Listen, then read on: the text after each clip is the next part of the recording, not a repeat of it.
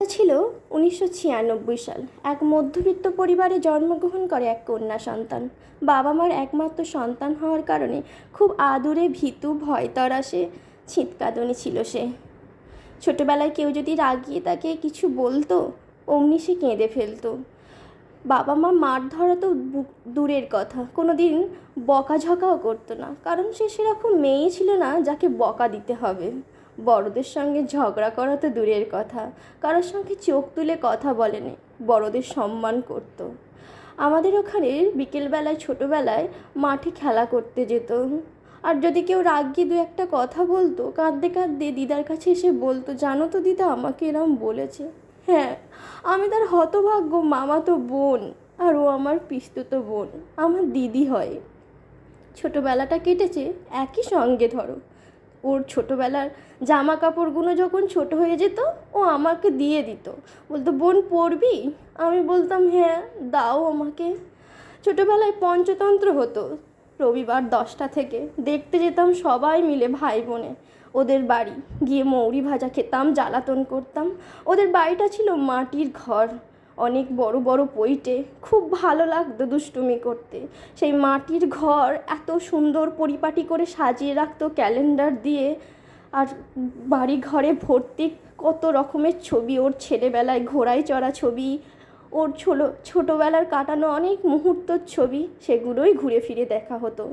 ছোটো থেকেই অনেক মেধাবী ছিল, আর যখন বড় হলো আরও মেধাবী হয়ে উঠল। ও যে স্যারের কাছে পড়তো, বিকাশ স্যার, তাকে তৈরি করলো বাওয়ালির একমাত্র উজ্জ্বল নক্ষত্র হিসাবে। পড়াশোনায় এতটাই ভালো ছিল, মাধ্যমিকে স্টার পেল, উচ্চ মাধ্যমিকেও স্টার, 5টাতেই লেটার পেল।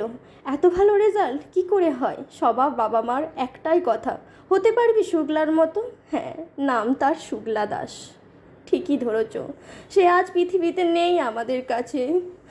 মারণ রোগ ক্যান্সারে সে আজ সবাইকে ছেড়ে চলে গেছে। তারই কথা বলছি আমি তোমাদের কাছে। জীবনে খুব একটা ভালো সুখ পায়নি, গরিব ঘরে জন্মালে যা হয়, তাড়াহুড়ো করতে দুটো ভাত আলু ভাতে খেয়েই পরীক্ষা দিতে চলে যেত।